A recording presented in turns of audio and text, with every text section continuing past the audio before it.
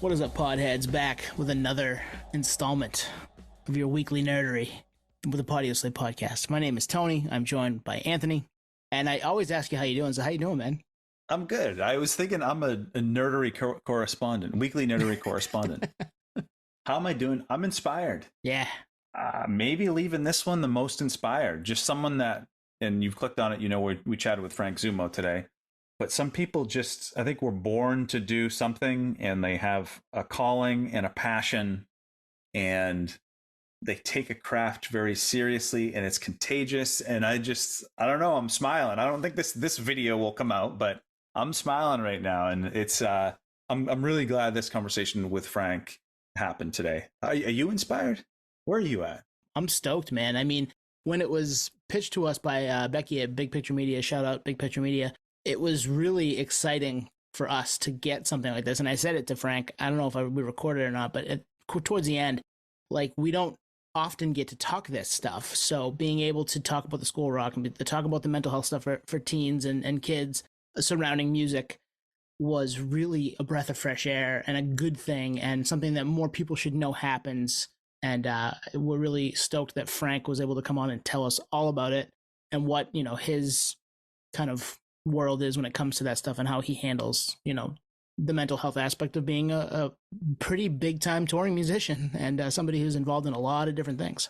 Yeah. And Frank, I mean, if you know Frank, you know everything he's been in. If you don't know Frank, he's been the drummer of Sum 41 for better part of the last decade, was in Street Drum Corps, was in the Start, has been with the Scott Weiland Band, was in Dead by Sunrise, filled in for Motley Crue. And then, of course, you know, as we talk about quite a bit, he's a big part of these school rock workshops, which really geared towards giving kids a nice safe space to talk about some heavy themes and learn music and drums, and it's just a positive thing. And Frank's a legend. Yeah, absolutely. And I'm pretty stoked that you guys get to hear this conversation now that we just had it, and I know it's going to be something that'll inspire you too, and you know, find something in there that maybe you can go do and help out, because we need more people like Frank that do stuff like this. If everyone had even an ounce of Frank in them, I think the world would definitely be a better place, no doubt. Totally. Yep. So we want to get into it? We want to jump right into Frank? Frankzummo coming at you right now. Thank you for checking this conversation out. We're here with Frankzummo. Thank you for coming on with us, first of all. We appreciate your time. Awesome. Thanks for having me. So we've had a bunch of different artists in the pod. We've had bassists, we've had drummers, we've had front people, but we think you're the only person we've ever seen play their instrument underwater in video. Okay. So you have that distinction in, you know, our 100+ conversations with different artists. So we thought that was pretty cool. Nice work. I'm glad you saw that. Yeah, that was a fun video, inspired by like just all the crazy underwater pool training I've done. You know, big wave surfer Laird Hamilton was just like, wanted to take everything he did on land and do it in the water. So I was like, shit, dude, like, can I like drown my drums in the bottom of your pool and see if I can play under there and film it for video? He's like, sure. And it actually worked. And it was, I mean, visually, it was beautiful. It was super fun to do that, you know, and it's like, I don't know, it's just always about doing stuff out of your comfort zone, you know, just keep pushing the limit. I love that. I mean, was there a little bit of, I guess, friendly rivalry between you and your bandmate in Sum 41, Dave, because he comes out of the water in the In Too Deep video from back in the day, but he doesn't play it in the water. Yeah. You know, we each had our own styles and doing that. I didn't even, you know, think about that or, you know, put that together until, you know, somebody else, I think my kids might have brought that up, but we actually both do pool training. So it kind of just makes sense. Oh, wow. We both enjoy, you know, that. We've just did it on tour together, you know, this summer. So yeah, it's awesome. Well, Tony, you said Frank's the first person we've had on the podcast that's done it. I don't think anyone's done it in existence. Yeah. We looked. We did a quick Google search and couldn't find much. Yeah. Drumming underwater does not yield a lot of results. It honestly sounds rad too. It sounds like you have like a filter and you're filtering out the drums because of just the sound it makes. And you know, we were lucky because Laird, obviously they do their pool training. They had like speakers pumping music under the water. So when you're working out, you have music. So it was easy for playback. You know, and the crew, they all had snorkels on to shoot it. so they could breathe, because they're obviously not trained in all that. And, whenever I needed to go up, for air, I would do that. But it was funny because we dropped the drums in the pool and they sunk the wrong way. Like they went kind of like right side up. So we had to put weights in the drum so they would sink the right way. And then I started floating up. So I had to wear like a weight belt or like hook one of my feet under a dumbbell. So we kind of had to learn like how to do it. And we kind of didn't have a plan B. That was the video shoot. We didn't, rehearse it, and it worked out. And like the drums were in the bottom of that pool all day, and they actually didn't get destroyed. And I donated them to one of the School of Rocks in Texas after. We just shipped them the drums, and they use them, and they're like they didn't get destroyed. That's amazing. Cool. Yeah, fun one. Well, I think like we know you from Sum 41. We know you from a lot of the bands you've toured with. I'm pretty sure I saw Street Drum Corps on Warped Tour one year. For sure. But the more we dig, we're like, what else does he do? Like, what else am I going to find out about you? And I know one of the things that you're heavy involved in is the School of Rock workshops, which you just mentioned. Mm-hmm. And from my understanding, it's drum workshops for kids with, emphasis on mental health awareness and whatnot. So really positive place. So how did you get involved with this? Did you found it, or are you? Yeah, it's promoting it, or exactly. I mean, kind of all the above. It's in my passion project. I got invited to do my first, workshop run in China in it was like somewhere between 2016 or 2017, something like that. And, I just wanted to do something unique and different than I had seen growing up, because they were called drum clinics, and they were pretty stale. And I wanted to just do something completely different, include the community, get to, jam with these upcoming drummers. So when we went to China, we picked local drummers to open the show and just do whatever they wanted. The stage was theirs. And then I would, to bookend the show, perform with those local drummers. And, we got really cool companies involved, like Vans, and we had rad giveaways and swag. We made it just like a really fun event. And it was so inspiring that when I was there, I was like, okay, we need to take this to America and do this in America. So, we kind of dreamt up what we wanted to do and had a meeting with Vans and kind of just like gave them a recap. And they were like, we're in, we want to help you do this. We've got venues that are skate parks. And, that was the goal too, to do them in like inspiring, cool places. And I also didn't want to just only make it for drummers. I wanted to make it to every instrument, right on. Yeah. Student. So we got School and Rock involved because they obviously have hundreds of schools all over, the States. So we went out and toured it, and we had the School of Rock, bands open the show. I got to jam with the bands, and, just from seeing naturally what was happening, where it was like when we had the open, question and answer segment, kids were talking about like real serious stuff in life. And it was really, cool for me to like, they were comfortable to talk about this stuff with me. So we then got a teen suicide prevention charity involved. And that's been like next level. And now instead of me touring it, I'm going to one market and we're bringing like 5 to 10 local schools in a rad venue and making it a big event. So I've done about 5 already this year. And I've got one more coming up in November at Sweetwater in Fort Wayne. Nice, which is rad. They've got an amazing, beautiful, like kind of performing arts center within their, campus there. And then we're going to start plotting, for next year. So it sounds like it happened pretty organically, getting the suicide prevention stuff in there, having Vans come on board. Like you did it, you saw it, you said, let's pull this all together. Let's make this a thing. Why this? I mean, what is the driver for you? Why is this a passion for you versus something else? Because you can spend your time doing a bunch of different stuff, but this is the thing right now. Like I said, it organically, naturally happened. And I just feel like these are so powerful. The conversations we have, that it's motivating, inspiring, saving kids' lives, like the moments we've had with parents and kids. I just feel like it's kind of my calling. It's just a natural thing. And I love doing them.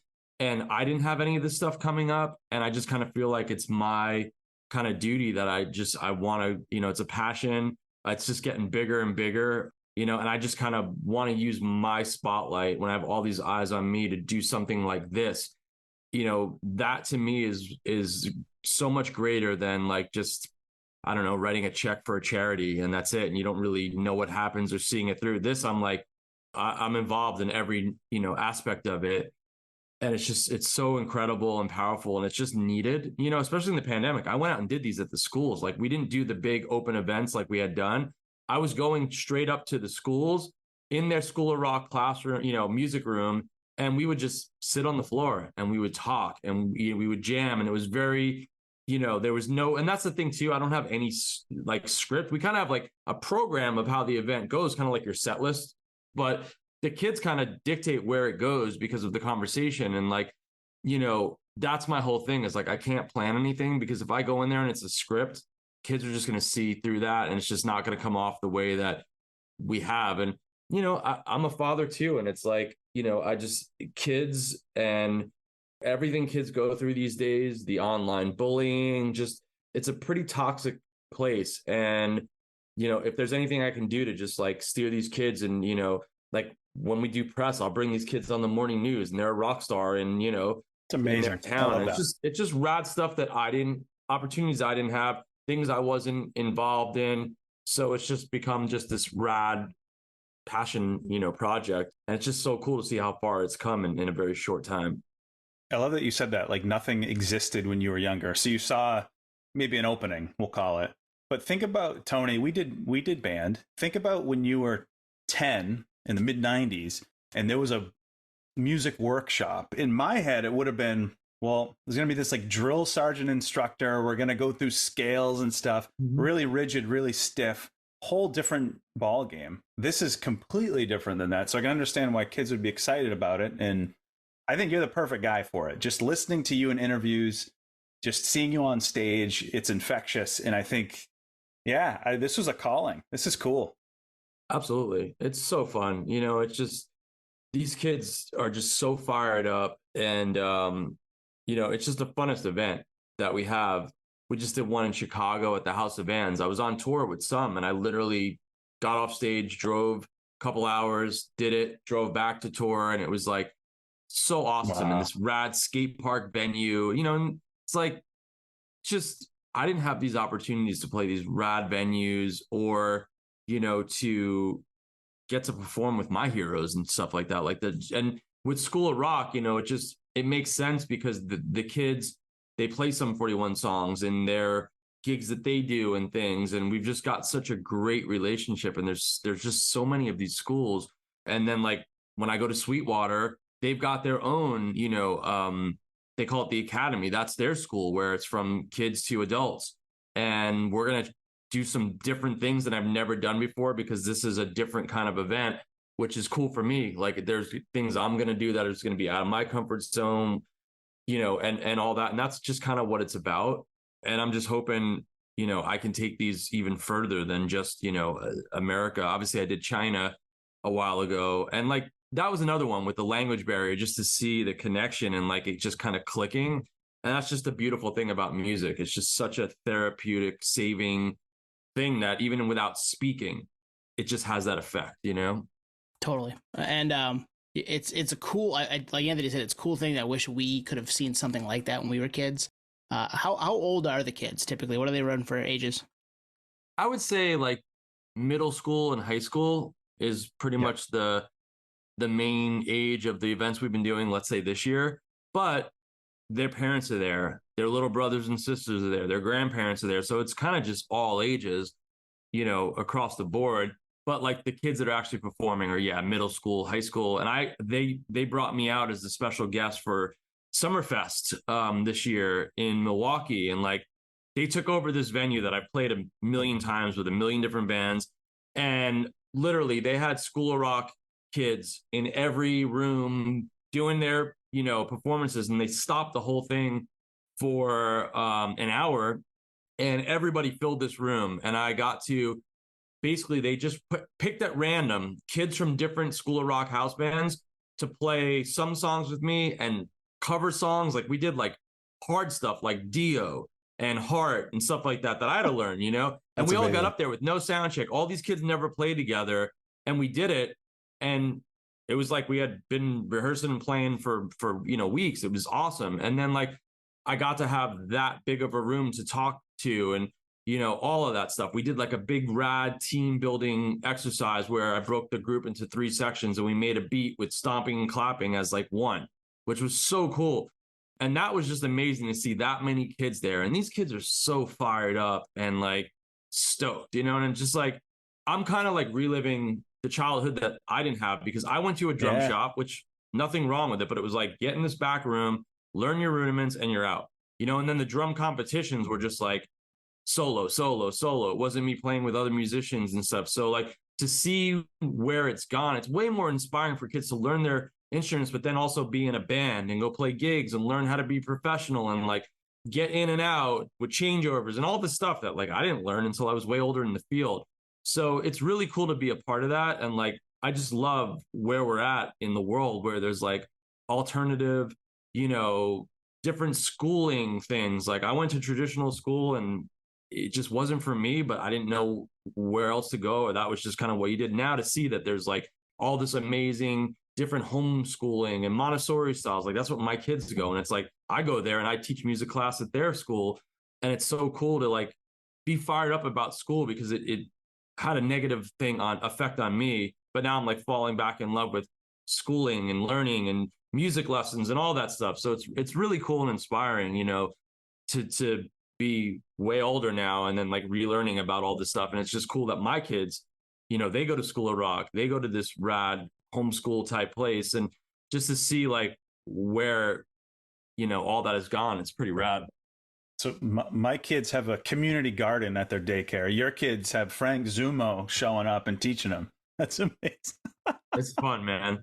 It's super fun. We did like, we're just doing music on like, we made music with like pots and pans last week, learned about, making music or with just our bodies stomping and clapping. And like, now that I'm on the road, I've got a buddy today doing something else, covering for me, doing something else with the kids. So it's really, really fun just to see these kids get, and they're little. School of Rock, they're way older compared to these kids. These kids are like from TK to like 2nd grade. So it's a whole different level of stuff, which is super fun. Well, and you're not just learning music there, you're learning how to work with other people. You're learning situations that maybe are that start off as uncomfortable that you can kind of figure out and make comfortable, or find your way for those kids. That's awesome, man. I'm pretty jealous of it, actually. I'm not gonna lie, as an almost 40-year-old myself. Yeah, is there an age limit? We should. No, I mean, with School of Rock, there isn't. Like, there we go. I feel like when we were coming out of the pandemic, something like that, I went to Texas, and my buddy owns 2 schools there, and a few of the local Austin schools did their like concert, and it was from the little kid bands to the adult bands, and it was rad. Like they have adult bands, they have, it's like, it's never too late to learn. I feel like, we should always be on a quest to just keep learning and pushing and, all that. Like, why not? It's fun, and just instead of just being, like, all right, cool, I'm this old, I've done that, good. It's like, it's just constantly inspiring to learn new things and to just grow and all that. Like that's been just kind of the path I've been on more now than ever. Frank, we've been doing this podcast for about 3.5 years. And I know for me, I'm probably speaking for you too, Tony, one of the coolest things is when we get an email from someone, hey, love this episode, just subscribed, comments, DMs. I'm sure you get a lot of feedback from kids, and that must be amazing.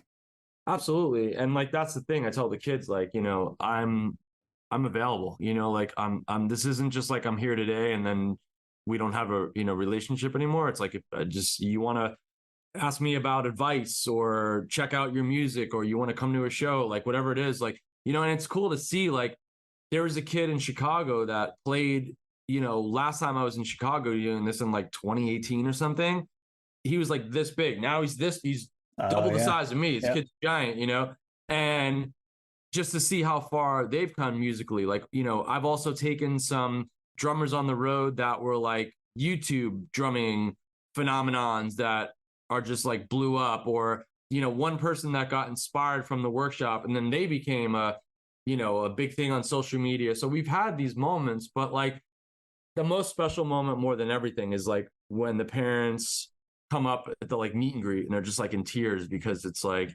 whatever happened at that event, it's like they just see a change in their kid, from being depressed or even suicidal. I've had that. And it's like they're heavy. Like emotionally, it's a fucking roller coaster, and afterwards it's like I've kind of just got to like decompress to process all because it's a lot. It's like it's kind of like people always say like your barber or whatever is like, or your tattoo artist is like your fucking therapist, because everybody just goes in there and just feels comfortable. And it's kind of like the same thing. It's like I get unloaded a lot of stuff, but amazing, powerful stuff, and it's really cool for these kids and teachers and parents to feel comfortable to actually like open up about this stuff, to me. And it's just great that we're having conversation now about stuff that a lot of people were ashamed to talk about or didn't know resources. And that's what we're doing. Like, we're basically like, yo, like there's a company, an amazing company here who is for teen, suicide prevention. If anybody needs anything, there's literature. So you have it, because we all know someone that's going through a hard time, so we just kind of want to have it there. But like the funnest thing is when we kick off these events, the kids are so nervous because they've got to perform. Then they got to perform with me. So I kind of go up there and break the ice just to be like, hey, this is what we're doing today. Let's have fun. And I bring up the dude who's running the booth for the teen suicide, and he's like a freaking game show host. He gets up there and we actually play a game with the kids. We hand out hundreds of plates and pens, and it's like, yo, on side one of the plate, write all your responsibilities. And it's to show how your plate fills up. Then on the back of the plate, write about your coping mechanisms when your plate fills up. What do you do? So we kind of just start like as this fun exercise and game, and he does it in such a fun way that it really kicks off the event on such a like fun high note for a very serious talk. And like we went on, he had the idea. He's like, I don't know if we should do it. I was like, we were in Florida. I was like, let's just do it, dude. We have nothing to lose. And Absolutely. It was so successful that now we do it at every show, because, I also don't want to go up there and preach about such a heavy subject and to come off just, it's just learning to navigate these hard topics in, a very natural way, and it's like, I'm still learning, it's like, but it's working. And that's why it's like, okay, we need to keep doing this and, be there for these kids and adults. I mean, it's like the parents too. It's like, it's pretty magical. So speaking of just the mental health thing and coping mechanisms, we have a little bit of stuff on mental health here, question wise. Like, what do you do? Say you're on the road, and it's this most of the time it's probably a very similar thing day to day, whether it's you're in Chicago or New York or LA or wherever, but your day probably is pretty much the same. What do you do to kind of like keep yourself from going crazy? Yeah, I mean, that was like, honestly, at the last workshop, that was one of the first two questions, by one of the kids.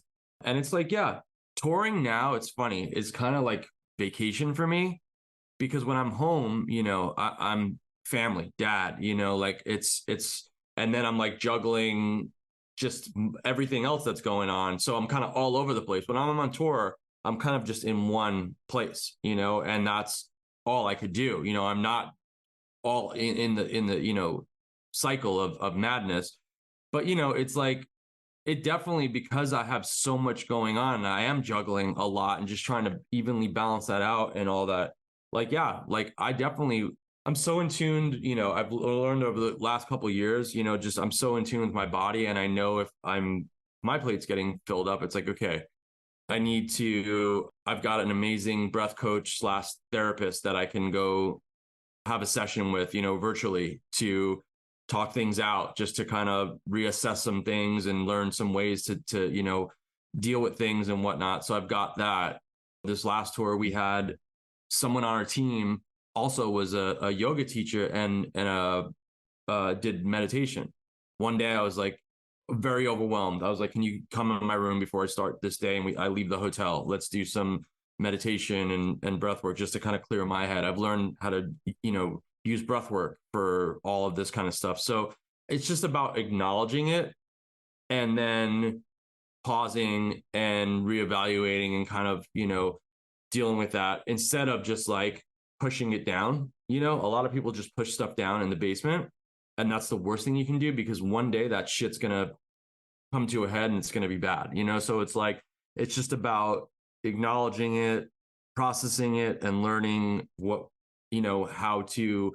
But I mean, I think that's the first thing, is just acknowledging it, you know, and just letting yourself know, like, these things are filling up, or I'm not okay with this, like, and kind of starting there. But yeah, I mean, it happens. It absolutely happens. Like, you know, and I'm doing work to learn to just be better at, you know, a lot of ways that I process things or handle things, or, you know, whatever you know, it may be. You know, this year has been the busiest year since probably 2019, where I'm literally on a whirlwind between, you know, I've barely been home, you know, which has really been hard on the family, juggling from solo stuff to some stuff to workshops to, you know, everything else I have going on, that I finally was like, okay, like, I have 2 commitments in November.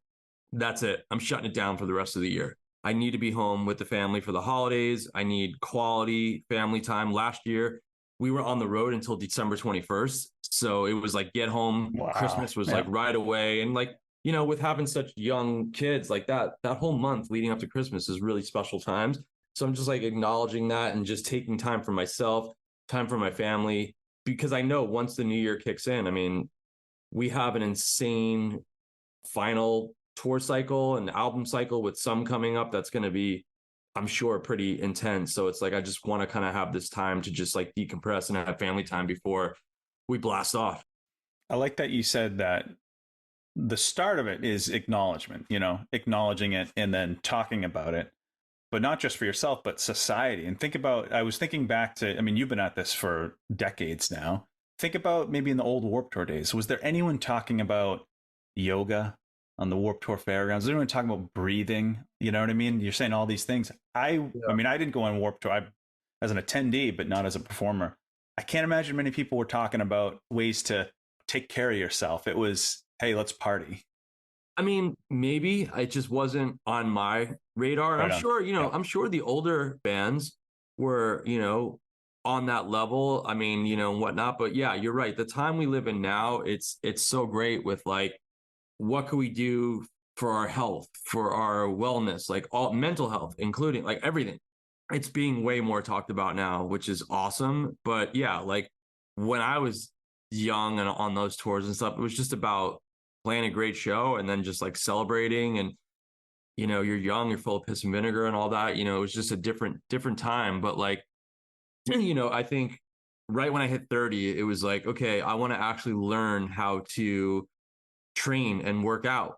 Like, I want to learn. I want to get a trainer so I can understand. I want to start getting into, you know, nutrition stuff. So that kind of set me on my journey. And then it's like just gone deeper and deeper. You know, that's who I consult with now. I consult with athletes, trainers. You know, that's what I geek out on. That's my passion. You know, new ways to train and different kinds of protocols and all this kind of stuff.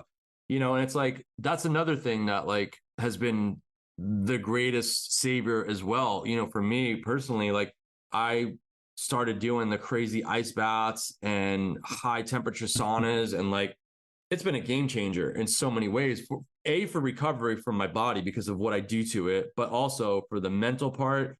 You know, like when I'm off the road, that's how I end my day. That's like I've got to have me time to just like decompress from the day. I go out at night alone and do the sauna, do the cold plunge, and then I'm done. Then I go to bed and sleep amazing. You know, it's just like a good way. And then when I'm on tour, you know, I try to find those things or do that when I can. Obviously, I don't have it every day like I have at home, but that's been such a game changer. You know, that's another thing I learned from Laird Hamilton. You know, I went to his house to train one day. I didn't know anything about how you pool train or saunas or ice baths, and I got worked, you know, but I was more high for the next 24 hours than I've ever been, you know. It was incredible. Like just the high you get from, you know, putting this good stress, you know, on your body, and just like the dopamine rush and just all that stuff. It's pretty incredible. So those have just been the changes that I've done, you know, over the past time. And like, it's just, it's so rad, you know?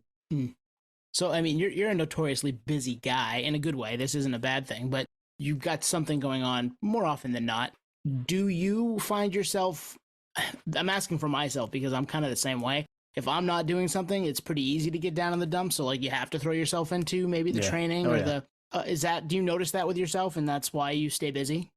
No, I mean, the only time, like totally honest, the only time that I've had any kind of, depression or anything like that was like the pandemic. I think because it was like, I'm a big planner, man. It's like obviously that you can't plan that, but the rest of that year, Sun was out. We were on an album cycle. And to be told you've got to go home and we have no idea when you're going to be able to go do what you do again. And like I feel like that's also why my mental health and all that is at a good place because I get to go play live and that's just my life. That rush, that connection, all of that is just, and then to be told I can't do that. And then it's like, okay, you're home, you're watching, my second child was a baby, and my other guy was a toddler. Their daycare was closed. So I'm daddy daycare. I don't know what's happening with my future, like all of that stuff, which we all went through. But it was the first time I was like very overwhelmed and starting to be, so I recognized it. And then I was like, okay, Sum 41, we can't tour now. Well, fuck it. I've always wanted to do a solo project. I released like a single like I think in 2019, I released a single and I was like, this is the time to dive into this full on right now. So I got my team on the phone. I was like, I'm going to go work with anybody that's willing to work right now, producers, singers, I'm going to go reach out to all the singers that I'm inspired by, producers, DJs, all that. Went and wrote a record's worth of material quickly. And then I was like, we need to find a record deal. And my team at that time was like, no one is giving record deals. It's a pandemic, money. And I was like, fuck that. Like, we're going to find a record deal. I found the record deal myself, released an EP, then 6 singles, did that music video that you guys are talking about. And I was like, that's when everyone was doing live streaming stuff. And I was like, okay, I can't do this from my house because I'm not a singer songwriter where you want to watch me on my couch. Called up buddies that had production, like where it's like when you go on a tour, that's where you get your lighting and all the production stuff. Went in there, filmed the craziest drums up in the air, going up and down, like all this stuff. Had fans from all over the world with one of like the meet and greet companies. I did a virtual one where they got to watch the concert, but then we got to talk in real time, me at my home studio. Like I just pivoted and did stuff that it was for myself to keep myself. Like I need to get that, what I get out touring to get out in some way, that's what I did. And then it was also like, okay, on another level, like, okay, this life that my family has here in this house, in this city isn't working anymore. Let's reevaluate. Okay, let's move. Let's go, it's like, it was all that good stuff. And it was honestly the most I had ever been home with my wife. And, since we had been together, it was the most time. And it was like that time with 2 young boys that I would have been gone was amazing because I got to teach them how to ride bikes, to swim, shit I would have missed out on. Absolutely. I didn't get to see my kids take their first steps. I got to send a video because I was in Europe, like shit like that. So it was like, that was the best part of the whole thing. And it was just like a really good family time, reset, restructure, like all that, which I'm grateful for because, there's a lot of people that got divorced because of the stress of the pandemic or being together and then realized they weren't matched for each other and stuff like that. So I'm just so grateful that I had that time and it made my wife and I stronger, my family stronger, our life better, like all that stuff. But it was hard in the beginning and I had to pivot really quickly because I saw where I was going and I was like, this can't happen. I need to rise up here and figure some shit out. And it was awesome. It's definitely inspiring. If you didn't pick up a drum kit when you were younger, I assume younger, what do you think you would have done? Because I feel like whatever it was would have been successful. Because I'm finding this like where there's a will, there's a way. And certainly you're positioning yourself for longevity with taking care of yourself. But for sure. I mean, I grew up in such a artsy family, that there was a drum set in the apartment I was born in. My dad used to play in a band with my mom. So they were gigging while my mom was like ready to have me. They were still doing gigs and stuff. So I was just born into it. I found the drums on my own, which is like they just said, like, we finished dinner one night. I walked away from the table at 3 or 2 or 3 or something. The next thing they heard was me playing the drums, and that was it. So just smashing awesome. the hell out of the kit. Yeah. So it's all I know, really. So, I have no idea what else. Don't even want to think about that. Don't even want to think about the alternative. Yeah. There was, it's like, that's my life story. There's just no plan B or no, there was just, this was it. It was tunnel vision. I'm still on that path. I feel like more now than ever, and I really enjoy just all the different creative things I get to be part in, because it's just, I have so many loves of the business side, the dance music and all of that stuff. So I really get to like kind of just do all of that. And it's just about really scheduling it all so that it all makes sense and doesn't overwhelm, and making sure that the family is the priority, but like that balance too, because it provides for the family, so it's like it's all about balance, really. You mentioned solo stuff, and I think in the correspondence we had with Becky, your PR, she'd mentioned there might be some stuff coming. Do you have any news on that? This year, I've released a lot of music, which has been awesome. I've had an EP come out on Keizo's, who's a DJ producer, his label. I had a song with Fred from Taking Back Sunday that one of the first songs I wrote in the pandemic.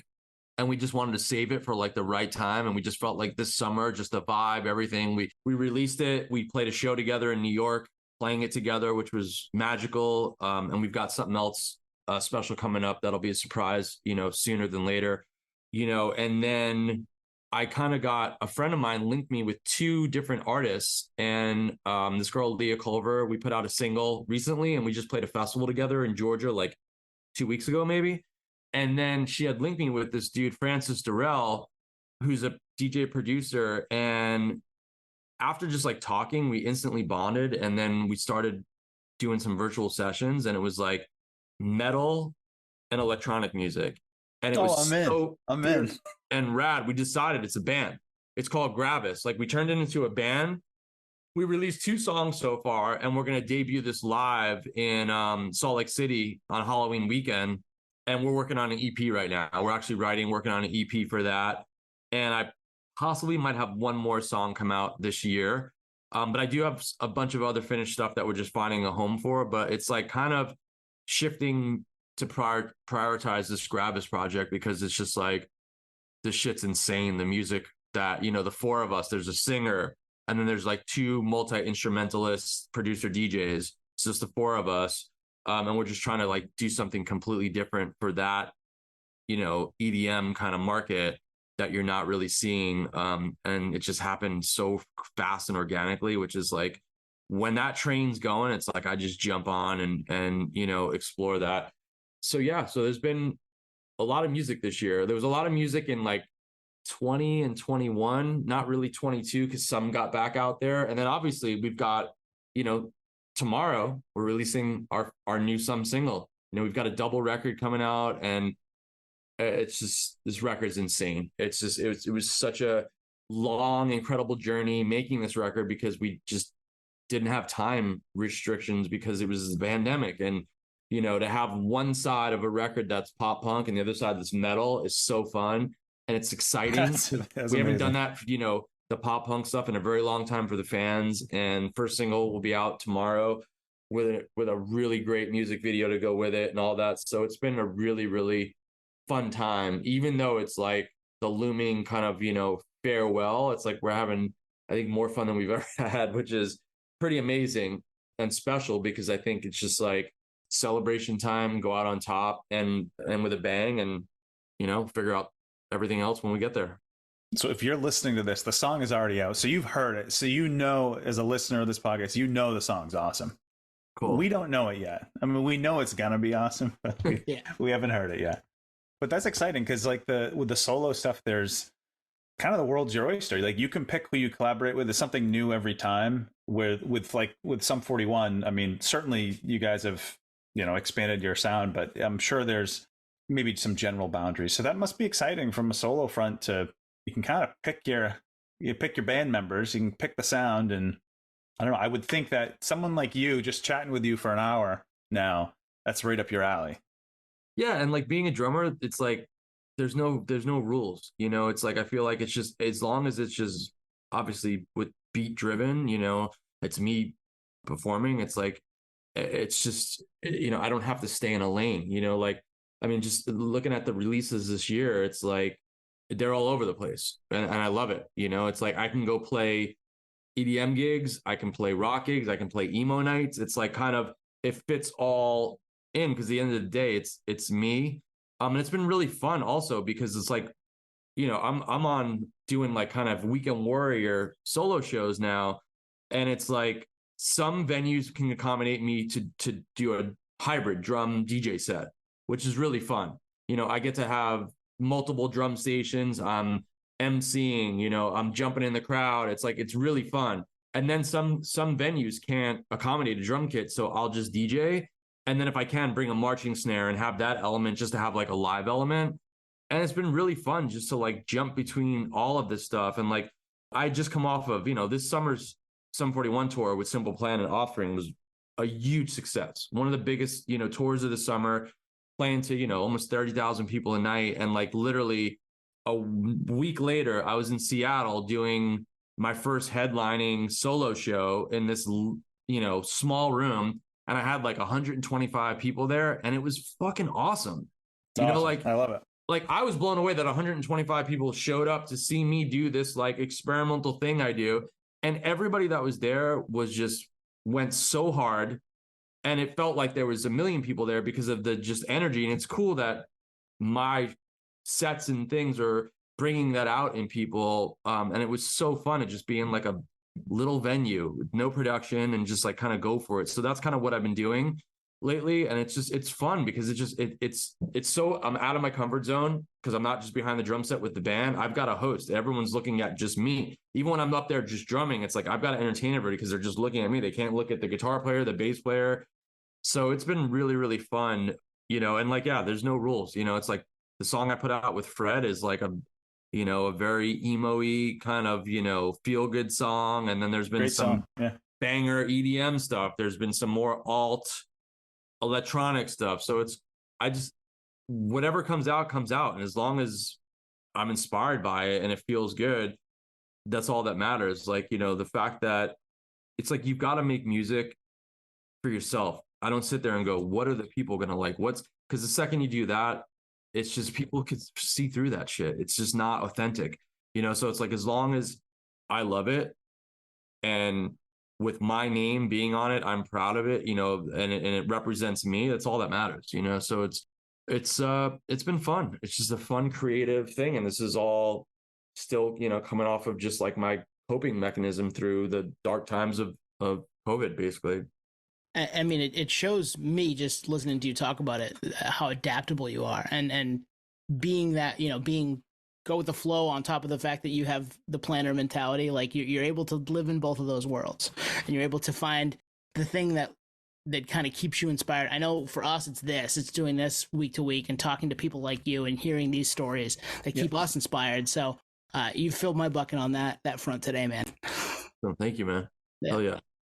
Frank, a few years ago up here in Portland, there was a nightclub, if you want to call it that. There's no nightclubs in Portland, but they had a DJ versus drummer series, and they'd have a DJ and they have a drummer, and there's no stage. So you're level with both of them. And I'm telling you, I've been to 500 shows, metal, hardcore, punk, you name it. I've staged all that stuff. That could have been the most intense thing, is watching a drummer in sync with the beat, a live drums. It's totally different than just pre-recorded. It's insane. So I can't imagine being behind the kit in that environment. Yeah, it's, you know, I got to tour, you know, the world with Cruella, and then, you know, Keizo, and just seeing when they had a live drummer, the energy just go. Yeah, it's incredible. Like, you got to be there to believe it, I guess. Yeah, and it just also like was inspiring to me, because I'm like, predominantly most of these EDM, you know, DJs are producers, and they're up there kind of playing their songs. They're not like a mixed master mic where they've got turntables and they're scratching and all this crazy beat mixing. And so I was just like, okay, why can't I be up there? But I'm actually playing the freaking beats. And so many people in the beginning were like, what are you fucking talking about? Like, what drum show, whatever. Right. And I got booked last summer on my first festivals in Europe, where Sum 41 was like headlining, and I would do an early like afternoon set on one of the smaller tent stages. And my agent, you know, booked it, and he was just like, I got you booked. Nobody really knows what to, you know, expect. And I'm like, don't worry about it. And he comes out there, and it's like the thing you have to see live, like what you're talking about. It's like at noon, there's a tent that is, the capacity is 3,000. It's filled and then filling outside, because whether people know it's me or even who I am, they hear that music. And at a festival, you know, I go through everything. I'm playing mashups of everything from Sum 41 to my solo shit to, I take people on a ride. It's everything, you know? That's so awesome. It's like, if you're at a festival, you're just going to run to, because it's a fucking party, you know. It was pretty emotional to just like be that. I was like in Prague, and I'm like at noon, I'm opening the stage and people are going nuts. I was just like, it's really special. So that's kind of been what I've been doing, taking it around. But it's like the thing that you just gotta, like, people have got to just see it. Yeah. I mean, I haven't seen you do it. I'm sure it's obviously a complete level up from the local guys that I saw, but it was like, I don't know, it was in your face. And of course there's no stage, there's no barrier or anything like that. I mean, I was right next to the drum kit, and it was amazing. It's amazing. So I'm sure these are incredible. All right, Frank, we've had a blast talking with you for an hour. Tell everybody where they can find out about the workshops, what you get coming up, where they can find on the web, all that stuff. Yeah, I've got a lot more, you know, until mid-November, and everything is just like on my Instagram or any socials. You can find my Linktree link, and it's literally got a link for tour dates for all of my solos and workshop stuff. For some, you know, we've got When We Were Young coming up in Las Vegas, which is going to be incredible. And then all my releases, I've just kind of got everything just boom, label, you know, listed out in my Linktree. But yeah, I've still got a lot, still got a bunch more solo shows, DJ shows, one more workshop. So definitely ending the year strong, which is awesome. And you're at Frankzummo on Instagram, and I think it's Fzummo on Twitter. I'm sure you can just type in your name and you'll come up. You'll find it. Unless there's some impersonators out there.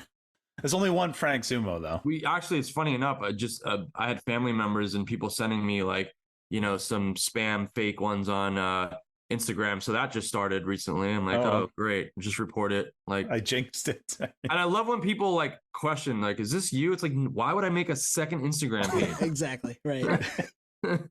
And that I'll link to the Linktree in the show notes. Cool. So if you can't, you know, if you're driving, wait till you're done driving, stop, click on it, check that stuff out. It'll all be right there. So Frank, I know this because I listened to you on the Peer Pleasure podcast with Dewey. Cool. Great conversation. But you were a drummer on a cruise ship. And as someone who's been on like 10 cruises, that's to come from that to where you are is amazing. It just shows you like the power of kind of setting your sights on a goal, you know? That was like, instead of going to traditional college, that was like, you know, I was like, I'm going to spend a year or two and I'm going to go study at a drum school in New York City with all different teachers that are everything out of my comfort zone. Afro-Cuban music, you know, like Broadway show, big band, like crazy stuff, which was the best education I could have gotten. Yeah. I'm like, I'm going to go audition for, like, I played at a theme park at Hershey Park in Pennsylvania, playing on trash cans in a trash show, which was awesome. Then from that, I got a gig on Holland America, touring Alaska, playing in the main orchestra.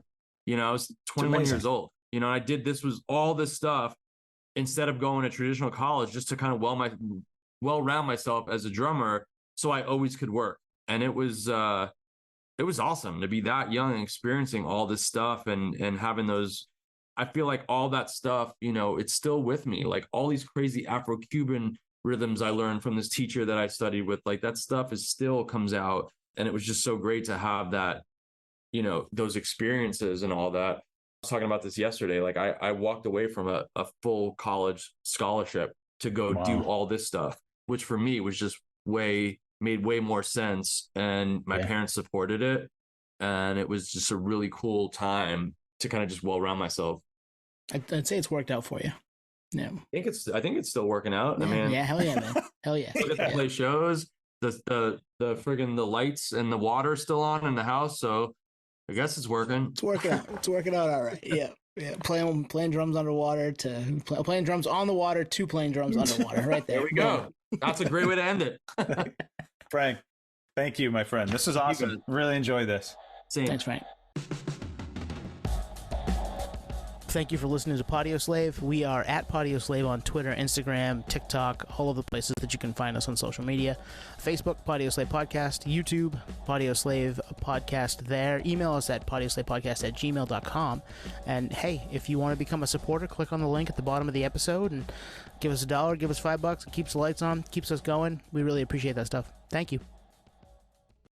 You exceeded expectations. And we like in already your had performance high. review. Always exceeds expectations. We had high expectations too, but yeah, That's awesome. Man, I love the energy. Love the energy. No, it's just great stuff to talk about, and I love your Deftones poster in the back. One of my favorite bands.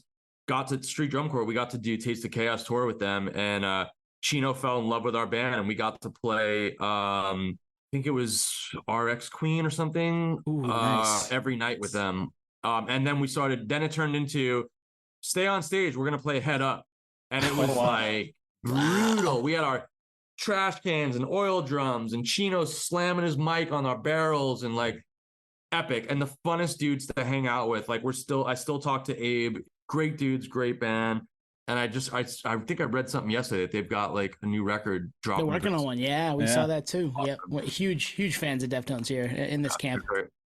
It's funny, Frank. I know I saw you guys on Warped Tour, but I was thinking to myself, did they play Taste of Chaos? And I remember that was the year with, I think it was Azalea dying on that and Greeley Estates.